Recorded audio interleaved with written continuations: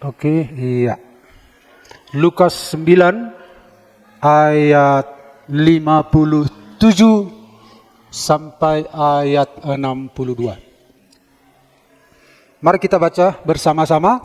1, 2, 3. Ketika Yesus dan murid-muridnya melanjutkan perjalanan mereka, berkatalah seorang di tengah jalan kepada Yesus, "Aku akan mengikut engkau kemana saja engkau pergi." Yesus berkata kepadanya, "Serigala mempunyai liang dan burung mempunyai sarang, tetapi anak manusia tidak mempunyai tempat untuk meletakkan kepalanya." Lalu ia berkata kepada seorang lain, "Ikutlah aku." Tetapi orang itu berkata, "Izinkanlah aku pergi dahulu menguburkan Bapakku." Tetapi Yesus berkata kepadanya, "Biarlah orang mati menguburkan orang mati, tetapi engkau pergilah dan beritakanlah kerajaan Allah di mana-mana." Dan seorang lain lagi berkata, "Aku akan mengikut engkau Tuhan, tetapi izinkanlah aku pamitan dahulu dengan keluargaku." Tetapi Yesus berkata, "Setiap orang yang siap untuk membajak, tetapi menoleh ke belakang, tidak layak untuk kerajaan Allah." Haleluya. Haleluya. Nah, kalau kita lihat firman ini senada dengan firman Tuhan yang sudah pernah kita dengarkan. Jika seorang ingin mengikut aku, kata Yesus, dia harus memikul salib, menyangkal diri, dan mengikut aku. Jadi mirip dengan Lukas 9 ini. Nah, kita akan melihat lagi tentang saudara-saudara harga menjadi pengikut Yesus yang sejati. Keselamatan itu diberikan dengan gratis, tetapi ketika kita mengikut Tuhan, ada harga secara alamiah yang harus kita penuhi untuk masuk ke dalam kerajaan Allah. Ya. Jadi saudara-saudara, mengikuti Yesus ini adalah sebuah panggilan yang mulia. Sebuah panggilan yang mulia. Jadi kalau Bapak Ibu lihat ini, ya, ilustrasi ini, bagaimana seorang mengikuti Yesus. Jadi di zaman dahulu itu, dalam budaya Yahudi, menjadi murid itu berarti mendekat pada guru, ya, mengadopsi gaya hidupnya, mengikuti arah yang ia pilih. Jadi Yesus tidak hanya memanggil kita untuk percaya saja, tetapi untuk hidup sesuai karakternya dan misinya. Tidak hanya percaya, tapi kalau kita mau mengikuti Yesus, dia mau kita mengikuti karakternya dan mengikuti tujuan-tujuan hidupnya. Nah, jadi dalam kekristenan itu bukan hanya sebuah peragaan ibadah, bukan hanya sebuah gaya ibadah. Kekristenan itu bukanlah soal gaya, soal penampilan, tapi bagaimana hidup sesuai dengan kehendak Tuhan. Bagaimana karakter itu berkembang sesuai dengan orang yang diikuti. Nah, ketika kita mengikuti Dia, kita tidak berbicara lagi tentang bagaimana nanti hidupku akan nyaman atau tidak. Itu tidak berbicara lagi tentang apa yang ku dapat kalau aku ikut Tuhan. Tidak lagi berbicara tentang itu. Karena dia sudah tahu, dia sudah diambil dari kegelapan yang paling gelap. Tidak ada yang bisa menyelamatkan. Kemudian datanglah terang itu mengunjungi kita di dalam kegelapan. "Ayo ikut aku, keluar." Akhirnya kita keluar. Nah, jadi saudara-saudara, ketika Yesus mengatakan ayat-ayat ini, Bapak Ibu, untuk mengikut Tuhan, Dia sedang menuju ke Yerusalem. Di tengah perjalanan dengan murid-murid, ada banyak murid-murid, ada dialog. Jadi dialog itu terjadi di tengah perjalanan menuju ke Yerusalem. Murid-murid berpikir bahwa Yesus akan disambut, akan jadi raja di sana, dan mereka akan menjadi perdana menteri. Tapi Yesus berkata, barang siapa yang mau mengikut aku. Artinya adalah dia harus, saudara-saudara, mengikuti pengalaman-pengalaman yang mungkin terjadi. Yang merasa mungkin dia nanti tidak cocok dengan harapan. Nah, karena itu Bapak Ibu kita lihat harga menjadi pengikut Yesus yang sejati. Jadi kalau kita menjadi pengikut Kristus yang sejati, yang sebenarnya ada harganya, ada biayanya. Ya, kita tidak membayar keselamatan, tetapi itu sebuah risiko dari sebuah keputusan. Nah, Yesus ingin murid-murid tahu. Yesus tidak menyampaikan berita yang muluk-muluk. Yesus menyampaikan yang to the point saja. Dan akibatnya nanti bukan hasil yang sekarang yang sedang Yesus janjikan kepada murid-murid, tapi hasil yang jauh lebih besar. Manusia ingin lihat hasil yang cepat, sementara. Tapi Yesus ingin menunjukkan hasil yang jauh lebih besar. Tetapi kita harus melalui proses-proses ini sebagai seorang murid Kristus yang sejati. Amin Bapak Ibu. Nah, karena itu mari kita lihat Bapak Ibu, 3 aspek penting dari harga untuk mengabdi menjadi pengikut Yesus yang sejati. Kita lihat lewat ayat-ayat ini.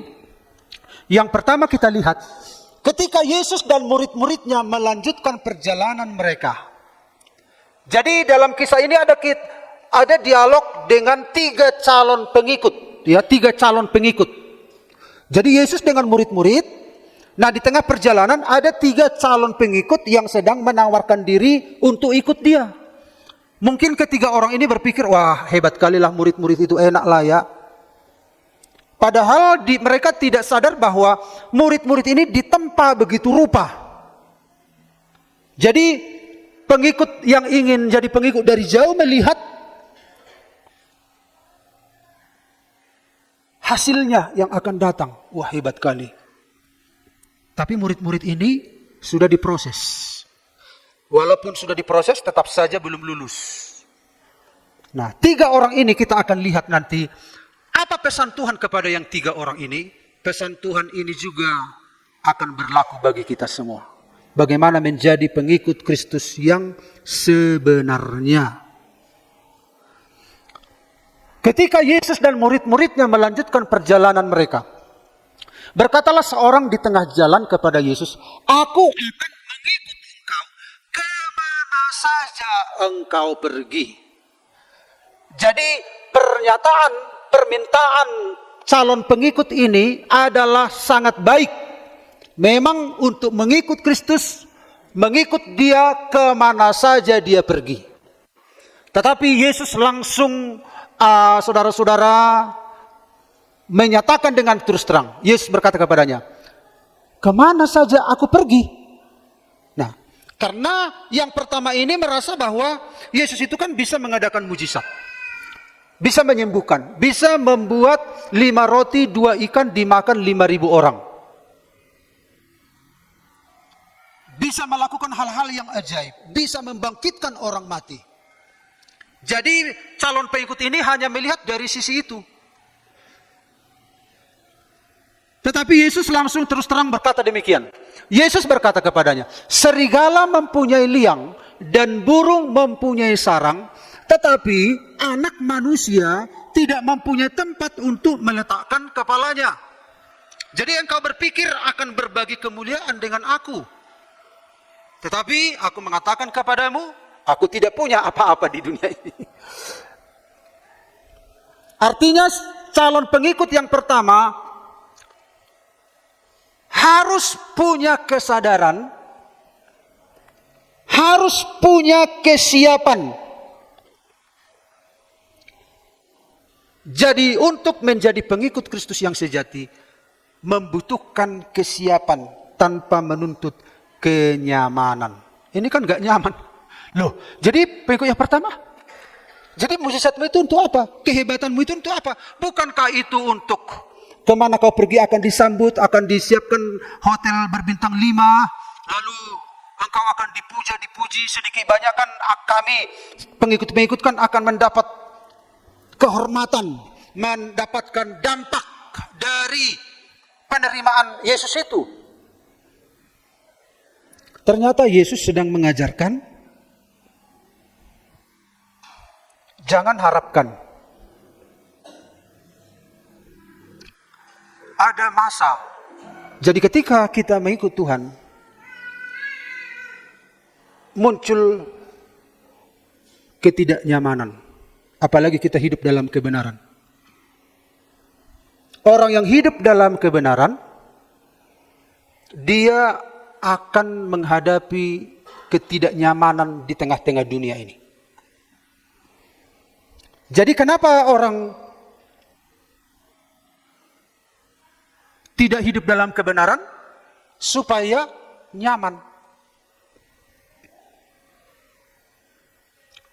Ada sesuatu yang daging ini tidak merasa enak.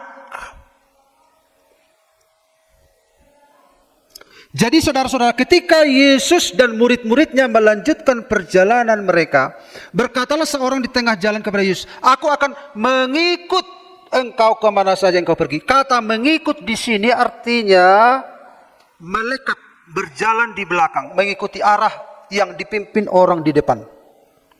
Artinya melekat. Sementara Yesus mengatakan, anak manusia tidak ada tempat meletakkan kepalanya.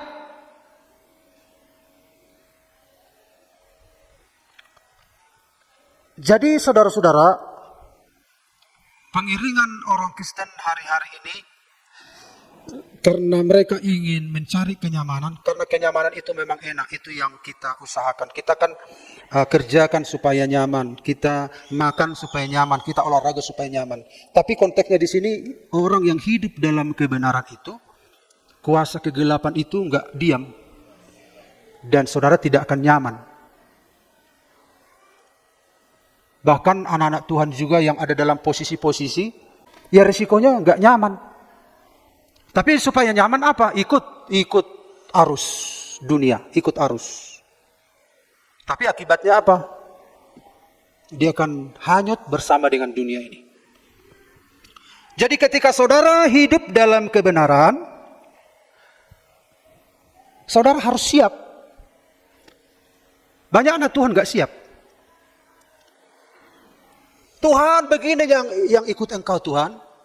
Begininya Tuhan. Makanya Yesus, dia mendahului. Kau bilang, engkau ikut aku kemana aku pergi? Memang itulah seorang pengikut. Tetapi Yesus langsung memberitahu, menyingkapkan. Jangan sampai kau nanti menyesal. Artinya harus ada persiapan, resiko-resiko dari sebuah keputusan ikut Yesus. Banyak anak-anak Tuhan juga mengalami hal demikian. Mereka diusir, bahkan ada juga yang dibunuh. Kita di tengah-tengah masyarakat menunjukkan perubahan hidup kita saja kita nggak berani. Kita takut, aduh nanti aku nggak diterima. Aku nanti bagaimana? Udahlah, akhirnya kita menjadi apa? Bunglon. Kita menyamar, tidak punya warna. Itu yang dihadapi oleh murid-murid. Akhirnya mereka menyerahkan hidupnya, mempertaruhkan nyawanya. Jadi bukan hanya sekedar saudara-saudara peragaan ibadah yang wow begitu, walaupun itu bagian dari ibadah kebebasan dari kuasa Roh Kudus, tapi harus ada sebuah penghayatan ikut Tuhan itu bagaimana sebenarnya. Aku tahu itu apa itu kekurangan. Aku tahu apa itu kelimpahan, kata Paulus. Segala sesuatu tidak ada yang merupakan rahasia bagiku. Karena dia sudah siap. Memang ada rasa tidak nyaman menjadi seorang anak Tuhan. Ketika saudara hidup dalam Tuhan, saudara langsung membuka HP, lalu ada hal-hal yang mengganggu pikiran saudara lewat tontonan itu. Saudara tidak nyaman. Memang kita nggak nyaman. Saudara harus bergumul. Tapi orang yang ingin rasa nyaman, banyak kali intervensinya Tuhan ini sama aku. Semua diintervensi, semua diatur.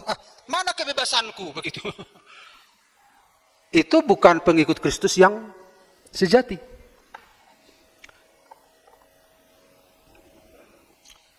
Jadi Yesus memakai metafora, ya. Metafora ini perbandingan, ya. Serigala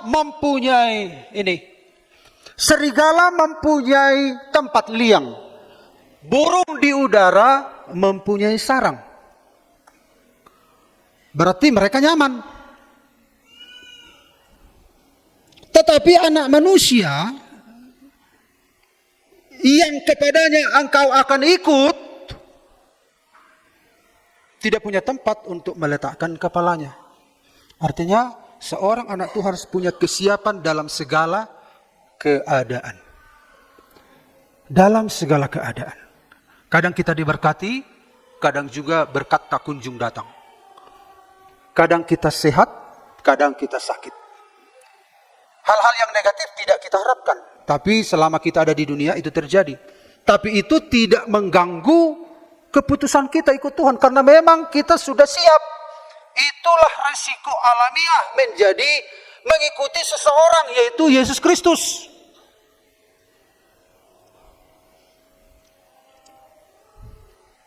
Jadi harus siap Bapak Ibu, ya.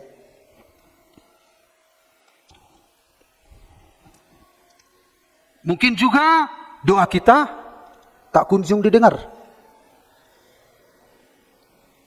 Tuhan, aku mau mengikut Engkau Tuhan. Tetapinya ini. Bagi Tuhan tidak ada tetapi. Kalau aku Tuhan, akulah penguasa. Gak ada tetapi. Nah, banyak juga dialami anak Tuhan yang sungguh-sungguh, ya. Makanya tantangan gereja zaman sekarang ini, orang hanya ingin kumpul-kumpul. Tapi tidak ada sebuah keputusan yang benar. Tidak ada sebuah metanoia, ya. Ikut Tuhan itu bagaimana sebenarnya? Makanya di negara-negara lain, ketika mereka dipanggil Tuhan, mereka itu langsung sungguh-sungguh, ya, sungguh-sungguh. Tapi karena kita di daerah Kristen, ya Kristen itu kita anggap sesuatu yang ya biasa-biasa aja. Semua orang telah berbuat dosa, mencuri, tidak mencuri, sudah berada di bawah hukuman murka Allah. Tidak ada yang benar, seorang pun tidak. Semua harus punya titik balik. Semua harus bertobat. Semua harus dilahirkan kembali. Dan ketika kita mengikut Tuhan, saudara-saudara membutuhkan kesiapan tanpa menuntut kenyamanan ini. Gideon diminta Tuhan memilih tentara melawan musuh. Terkumpullah pemuda-pemuda yang gagah perkasa sebanyak berapa? 32.000 orang untuk melawan musuh. Lalu apa yang dikatakan oleh Tuhan kepada Gideon? Gideon, terlalu banyak orang yang kau panggil itu untuk melawan musuh. Jangan nanti seolah-olah gara-gara banyaknya prajuritmu dan menang, maka mereka akan berkata karena kami. Sekarang katakan kepada mereka, siapa yang takut biarlah pulang. Nah, Akhirnya apa yang terjadi? Hanya mendengarkan kalimat, siapa yang takut boleh pulang. Nah, ternyata yang mengalami ketakutan 22.000 orang. Dari 32.000, sisanya 10.000. Hanya masalah siapa takut. Karena mereka membayangkan untuk menjadi seorang prajurit, wah, berarti ada kematian, ada pedang, ada darah, wah, ada luka-luka. Siapa takut boleh pulang. Wah, ini kesempatan yang bagus, sudahlah pulanglah kita. Pulang. Sisa 10.000. Datanglah Tuhan. Gideon masih terlalu banyak. Jangan sampai nanti mereka menganggap kemenangan itu karena mereka. Suruhlah mereka minum di kolam. Jadi minum itu uji coba, ya. Siapa yang minum dengan cara menjulurkan lehernya ke kolam itu seperti anjing, pisahkan. Siapa yang minum dengan cara mencedok air itu ke dalam mulutnya, pisahkan. Lalu Gideon menyuruh mereka minum. Dan yang minum dengan cara menjulurkan lehernya ke dalam air itu berjumlah 9.700 dipisahkan. 9.700 orang. Dan yang minum dengan mencedok air ke dalam mulutnya hanya 300. Pisahkan. Lalu Tuhan bilang, dengan yang 300 inilah aku akan menaklukkan musuh. Dan yang 9.700 pulang. Sisa 300. Yang menjadi pertanyaan, kenapa mereka? Mereka minum dengan cara mencedok begini. Artinya adalah, ketika mereka minum itu kan sebuah kebutuhan. Tetapi namanya seorang prajurit, ya kebutuhan. Tetapi seorang prajurit harus dalam keadaan siap-siap. Mana tahu ada musuh. Artinya adalah kebutuhan bukanlah prioritas utama bagi hidup mereka. Tetapi tujuan mereka dipilih adalah untuk berperang. Mereka tidak mencurahkan seluruh hidup mereka untuk kebutuhan perut mereka. Mereka dalam keadaan siap sedia. Manakala mereka memenuhi kebutuhan, tetapi tujuan utama mereka adalah siap sedia untuk mengalahkan musuh. Dengan 300 orang inilah Gideon memenangkan peperangan. Artinya apa? Harus siap sedia. 300 orang ini siap sedia. Kita pun harus siap sedia menghadapi masa-masa sulit, menghadapi hal-hal yang tidak masuk akal, menghadapi hal-hal yang tidak terpikirkan oleh kita. Itulah seorang pengikut Kristus yang sejati. Tetapi itu tidak menghentikan kita. Karena kita sudah siap. Kita mau hidup mengikuti karakter Yesus Kristus. Mengikuti jejak-jejak kakinya. Amin Bapak Ibu. Lalu yang kedua kita lihat. Ini calon pengikut yang kedua. Lalu ia berkata kepada seorang lain, ikutlah aku. Tetapi orang itu berkata, izinkanlah aku pergi dahulu menguburkan Bapakku. Tetapi Yesus berkata kepadanya, biarlah orang mati menguburkan orang mati, tetapi engkau pergilah dan beritakanlah kerajaan Allah di mana-mana. Jadi kita lihat yang kedua, mengikut Yesus, menjadi pengikut Kristus yang sejati, itu menuntut prioritas.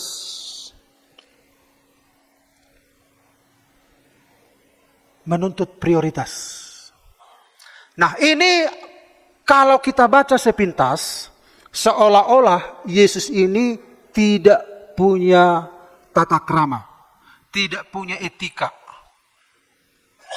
Masa dikatakan biarlah orang mati menguburkan orang mati? Kan niat baiknya ini kan baik. Nah, yang ada di bayangannya ini adalah, saudara-saudara, yang ada dibayangkan, biarlah dulu aku menguburkan orang tuaku, itu kan satu yang baik. Nah, kalau kita melihat dari sisi sebuah penundukan prioritas, Yesus berbicara sebagai Tuhan, penguasa. Kalau kita melihat dari sisinya Yesus, siapa yang berbicara ini? Dialah sang penyelamat.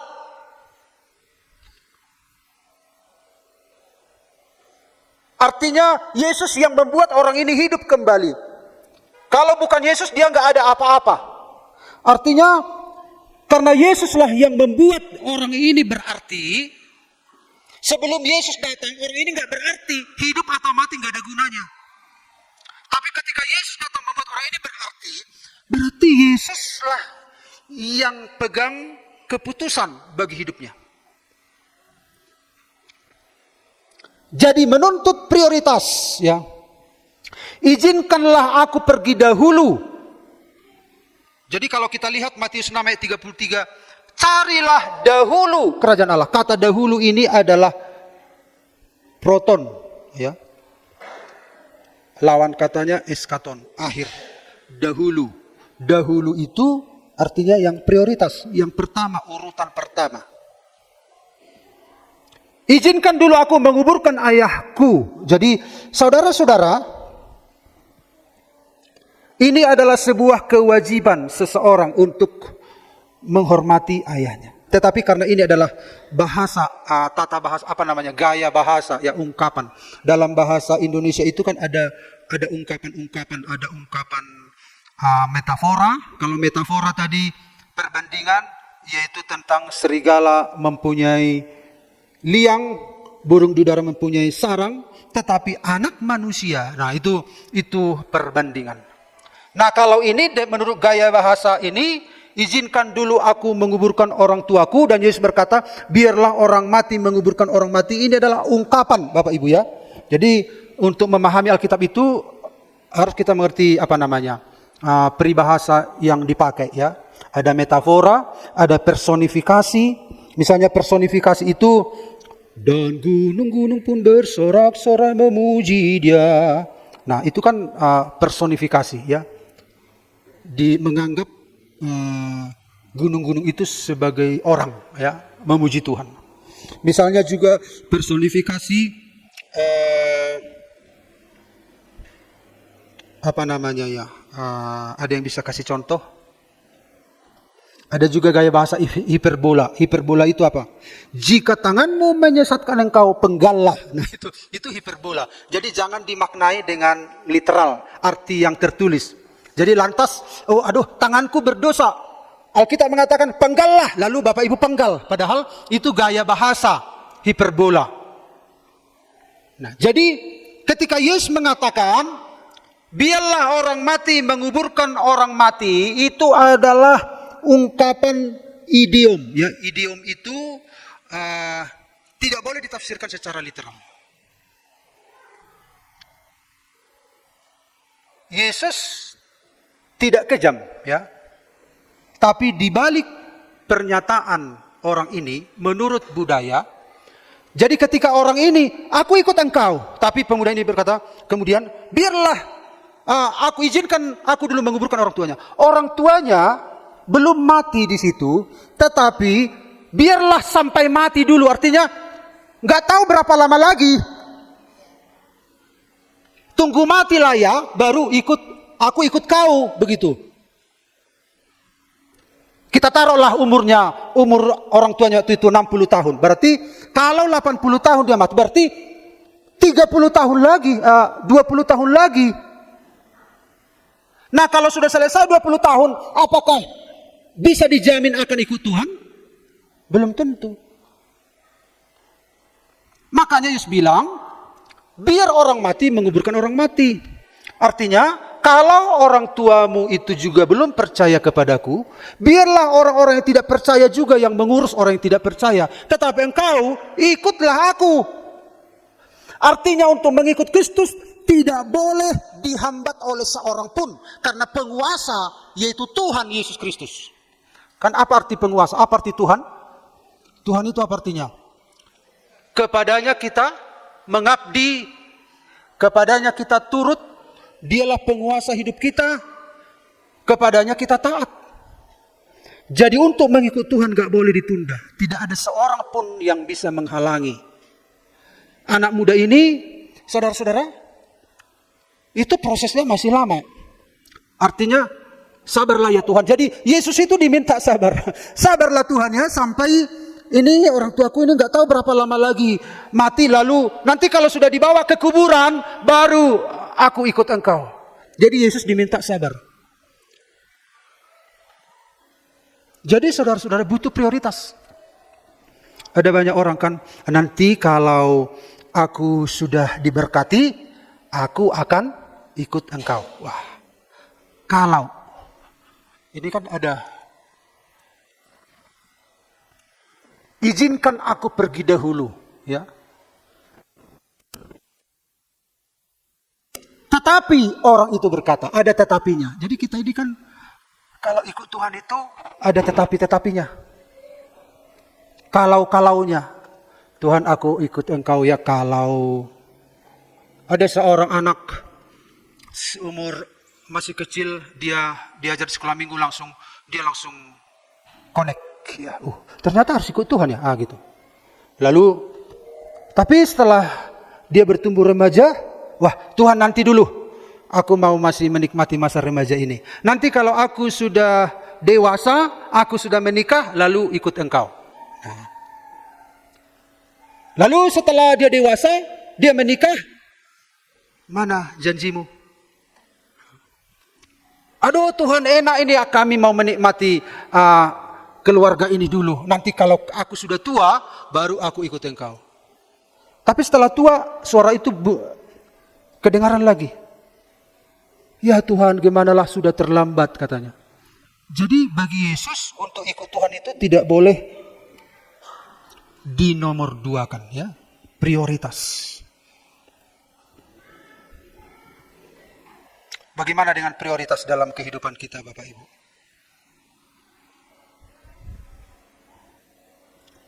Apakah masih punya tetapi kalau Tuhan, kalau aku tambah uangku sekian maka, nah makanya ini. Kalau aku punya sekian miliar, maka aku akan berikan ke gereja 2 juta. Belum tentu. Berapapun uang saudara belum tentu. Tapi kalau saudara sudah dipanggil oleh Tuhan, saudara harus eksekusi. Karena kesempatan tidak terulang. Saya kadang menyesal, kadang tidak. Ya. Kalau sekarang yang saya sesali, kenapa ya orang tua saya terus meninggal gitu ya? Kenapa ya? Gak sempat saya menyenangkan dia, gak sempat saya membawa dia jalan-jalan. Itu penyesalan. Tapi akhirnya gak menyesal juga, karena memang pada waktu itu bagaimanalah keadaan. Gak mungkin saya membawa mereka jalan-jalan masih begitu berkat. Tetapi saya puas di satu sisi. Di satu sisi aku telah menyenangkan mereka sebisa apa yang kulakukan. Apa itu? Bapak Nipani. Namanya orang tua kan kesal juga. Orang muda diganggu, ya kan? Kesal atau kesal? Orang muda diganggu, orang tua kan kesal. Aduh, tapi itu orang tuaku, aduh. Hai Bapak, pangkas joke dan bebuton. Apalagi orang tua, aromanya kan gak enak kan? Bau tanah kan? Ya tahu ya? Iya. Orang muda itu harum. Aduh, saya langsung apa diri saya? Kau anaknya kau banyak kali ngomong gitu. Akhirnya saya kontrol diri saya harus melakukan yang terbaik selagi, karena itu yang diminta. Dia tidak minta lihat jamang amanifani 5 gram cincin dia esone di pangido. Pangkas jauh pangubuton holani di pangido. Apa susahnya amanifani? Begitulah suara itu. Oh iya Tuhan, ampuni saya Tuhan. Akhirnya kupangkas dengan tulus. Apalagi engkau ubanon kan? Ada apanya? Ada lembab-lembabnya. Namanya pun kepala orang tua. Nabi Bapak, Nabi Bang. Saya coba lakukan dengan ikhlas ya, karena menghargai orang tua, apalagi beliau hamba Tuhan. Di satu waktu amanifani mau sapuang. Bado. Dangi pangido bir. Dangi pangido akan harga-harga. Aro Bapak, tercoba air kelapa. Bagi saya membeli air kelapa mahal karena berkat pada waktu itu kan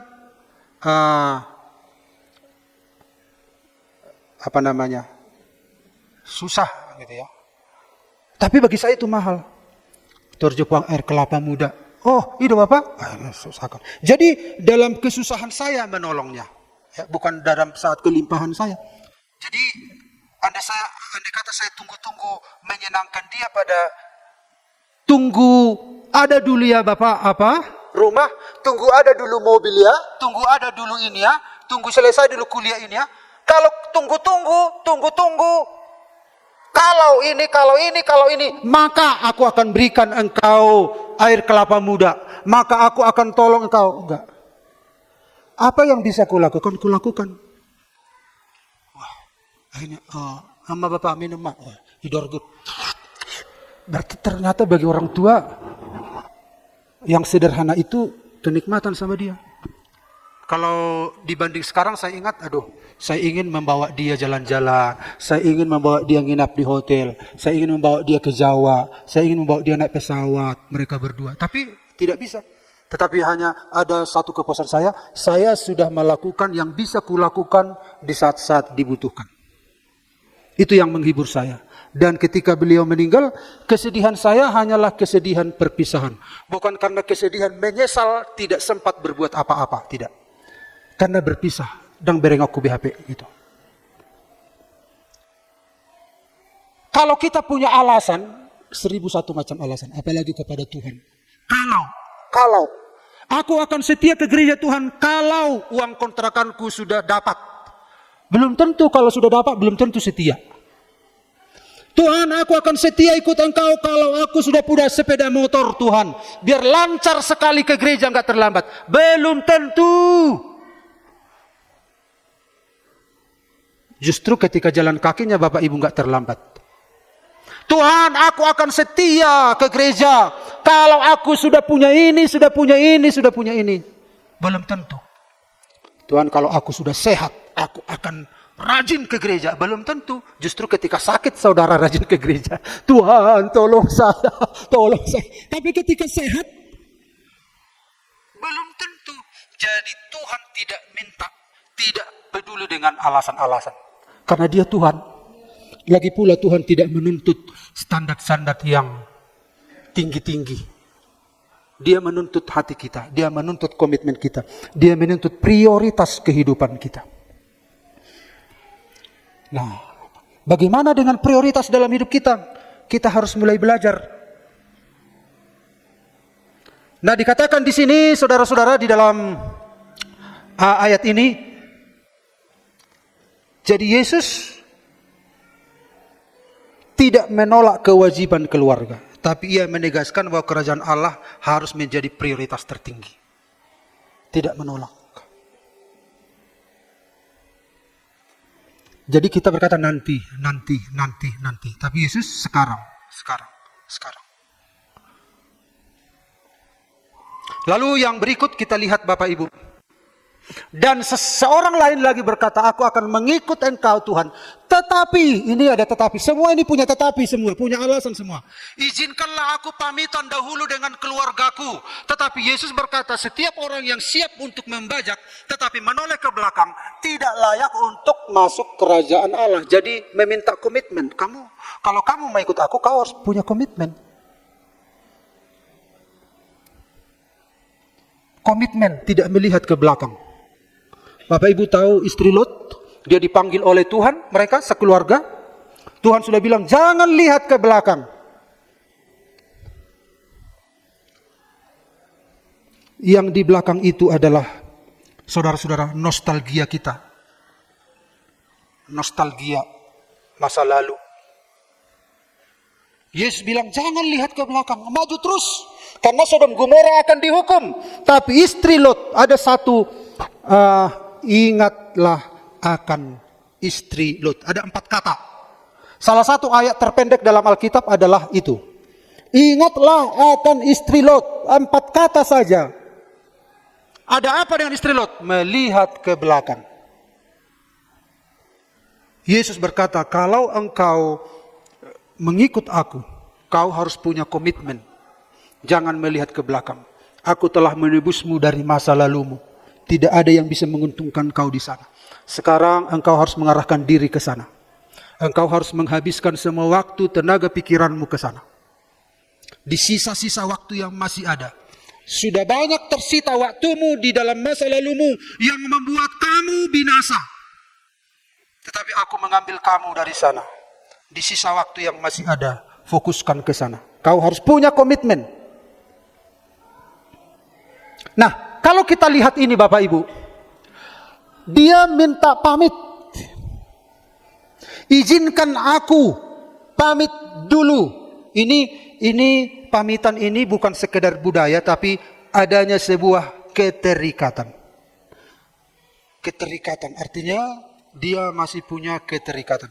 Yesus tidak sedang mengajarkan untuk tidak menghormati, tidak. Tetapi dia sedang mengajarkan sesuatu yang penting tentang sebuah komitmen. Nah, jadi di budaya timur itu meminta restu, menyelesaikan urusan warisan. Nah, itu ini. Jadi kenapa dikatakan izinkan aku dulu pamitan kepada orang tuaku supaya apa? Supaya diatur semua, jangan sampai nanti aku pulang dari penginjilan, nanti kalau aku sudah tua maka tetap aku menjadi bagian keluarga dan aku tidak kehilangan. Itu budaya zaman dahulu ya. Dan status sosialnya pun tetap. Makanya perlu minta izin. Status sosialnya. Sementara aku ikut Tuhan tapi aku tidak kehilangan semua status yang ada. Dan dia menghindari konflik keluarga. Sementara ikut Tuhan, status sosialnya, semua harta-hartanya. Artinya apa di sini? Masih ada keterikatan. Keterikatannya itu, saudara-saudara, masih mempengaruhi kehidupannya. Masih mempengaruhi. Harusnya engkau terikat padaku, bukan pada itu semua. Bukan pada kerabat-kerabatmu itu. Kerabatmu itu hanya di dunia ini saja. Tidak bisa memberikan kehidupan kekal.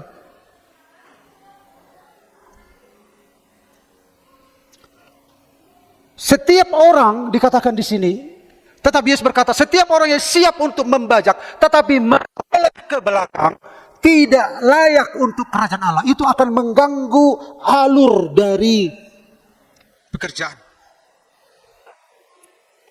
Bukannya tidak menghormati, menghargai, artinya di sini. Tapi itulah harga mengikut Kristus. Ada nanti saudara akan dihina, saudara dijauhi, padahal ada orang bilang, asing halako nate, tung Pantekosta gabe dangadong holong natu hita katanya. Justru ketika kita Pantekosta, holong ta jadi bertambah. Akhirnya kita mendoakan mereka.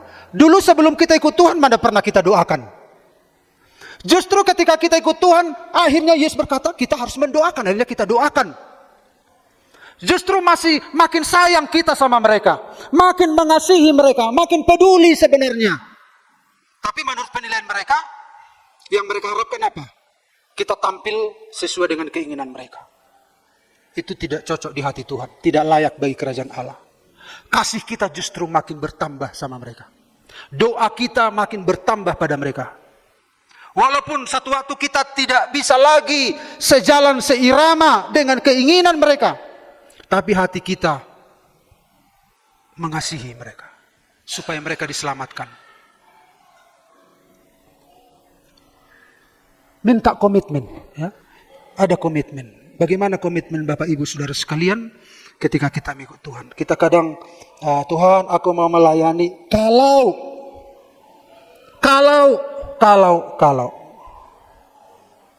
kita masih setia ikut Tuhan enggak? Kalau tidak sesuai dengan harapan kita. Itu harga ikut Yesus. Tidak ada kalau-kalaunya. Karena itu Bapak Ibu seperti nyanyian tadi yang dinyanyikan oleh Saudari Juli. Itu juga yang akan kita nyanyikan ya. Menjadi pengikut Yesus yang sejati. Membutuhkan kesiapan. Saudara harus siap.